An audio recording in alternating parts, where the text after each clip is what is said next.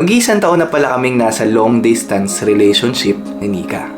Isa kasi akong OFW sa Macau at OFW naman siya sa Taiwan.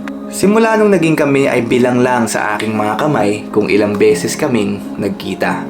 At ang pinakauna dito, nung nanood kami ng concert ni TJ Monterde sa Taiwan. Hi ka.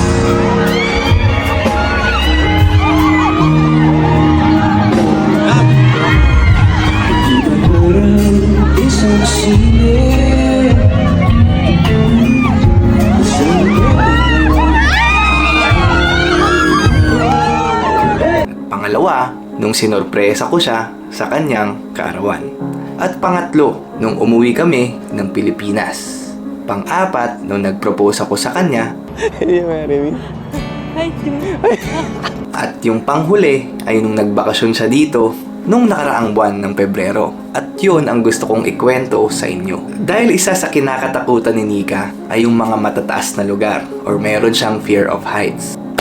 Eto timing na yung isa sa surpresa ko sa kanya pag pumunta siya dito ay aakyatin namin yung Eiffel Tower, yung pinakatuktok ng Eiffel Tower. At base sa aking research, na yung Eiffel Tower daw ay yung 1,109 feet. So sobrang taas niya na talagang nakakalula pag pumunta ka sa pinakataas. Kaya tara, samahan niyo ako at sunduin muna natin si Nika sa airport.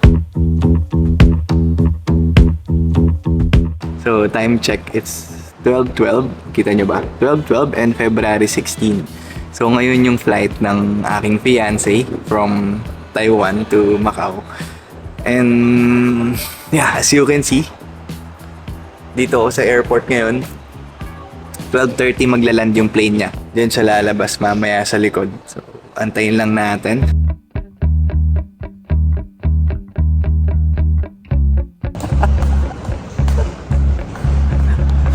Doon siya lumabas. Pa-epal talaga eh, no? Doon siya lumabas. Sa kabila lumabas. Ayun. Guys, yun siya. My beautiful fiancé.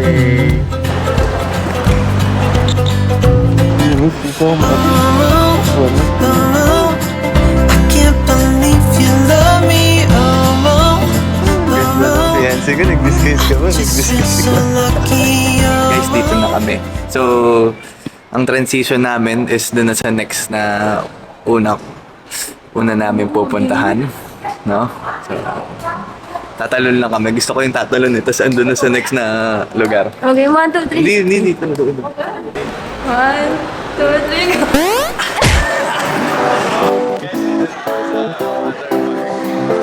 Halos 3 araw lang ang kanyang bakasyon dito sa Macau. At ang pinakaunang araw niya dito ay may pinuntahan kaming water park. Isa siyang indoor pool kung saan may iba't ibang klase ng slide na pwede mong subukan. May mga extreme at may mga normal lang. Pero sinubukan na agad namin yung mga extreme. At agad-agad din namin pinagsisihan sa isang dahilan.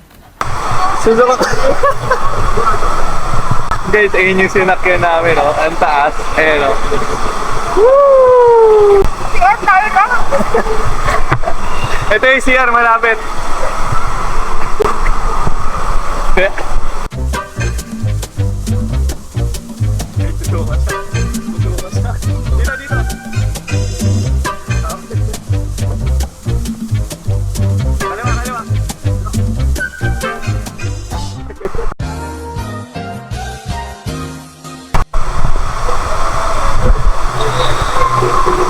Wala bang chill-chill lang?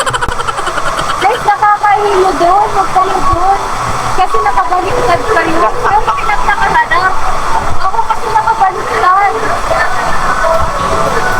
Kaya yung sunod naming sinakyan is yung mga relax-relax na lang. Well, overall experience, makukonsider ko to na isa sa pinakamasayang araw ng aming relasyon. Siguro kasi para kaming bumalik sa pagkabata. Napakasaya sa pakiramdam na makakita ng isang malaking water park na nai-imagine mo lang hanggang bata pa. Ito rin ay isang magandang paraan para mag-relax, mag-unwind at magpasaya ng damdamin. Nakakatulong din yung mga gantong activity sa pagtanggal ng stress sa trabaho. Pero ang pinakabinayaran ko dito is yung masayang alaala kasama si Nika. Guys, medyo enjoy namin to. Ito. Hindi siya nakakahilo. Ganun kayo. Guys, pauwi na kami. And papunta na tayo sa sa pangalawa na ating destinasyon. Guys, punta na kami sa next destination. Yo.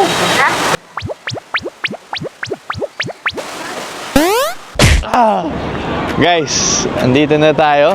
As you can see, diyan kami pupunta sa pinakataas. Let's go. Go! Guys, paakyat na kami. Samahan nyo kami at pupuntahan namin ang pinakatuktok ng Eiffel Tower. Guys, akit na kami. Samahan nyo kami. Dahil pupuntahan namin ang pinakatuktok ng Eiffel Tower. Ako natawa ko. Where's what? Where's this? Ay, bago dito. Tugod ako. Kaya pala hindi mo ako pinapansin. Lobat yung cellphone niya eh. Kung kailan malapit na. Tugod na eh. Guys, dito na kami. Wow. Doon na kami akyat sa pinakataas. Ayun o. Gan, ang taas niyan. May elevator dun sa taas. So, tingnan natin kung anong meron sa pinakatuktok. Papalitaan ko kayo. Okay? Ang sandali na lamang ay makakarating na tayo sa Ano RD? Paparating na sa pinakatuktok ng Eiffel Tower.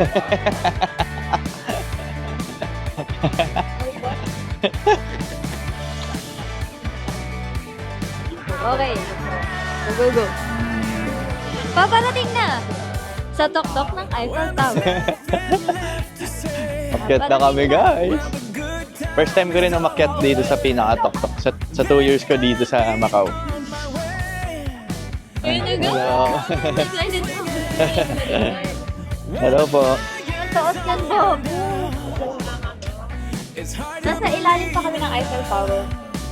Yung curve niyang ganyan. Diba, Bob?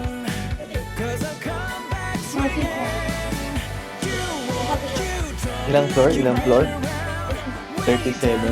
Ayun. 37 floor?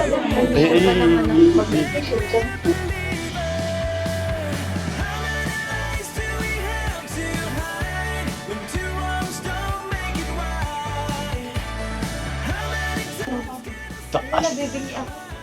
Sabi yung ligaw. Okay lang ba po? Wala, ang taas ka. Yun na.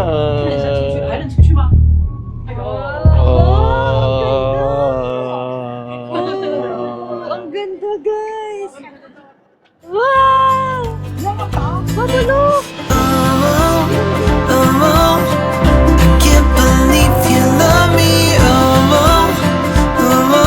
Kaso hindi na makagalaw yung paa ko. Bakit? Taas? Oy! Hindi ka na. Ikot tayo doon.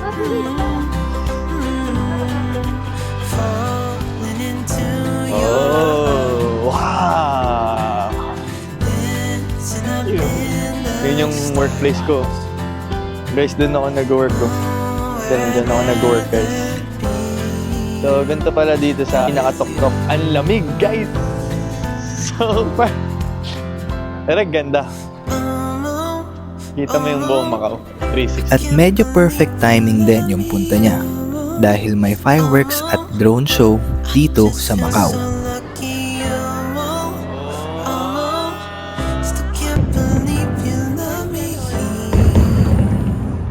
Ano ah? Talaga!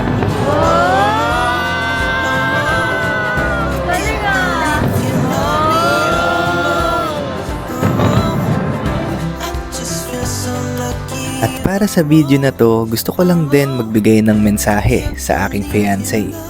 Sobrang grateful ko sa effort at time mo na pagbisita dito sa aking bansa. At gusto ko malaman mo na na-appreciate ko lahat ng ginagawa mo. Mahirap ang long distance relationship, pero gumagaan dahil ikaw ang partner ko. Salamat sa 3 araw, mahal. Hanggang sa muli.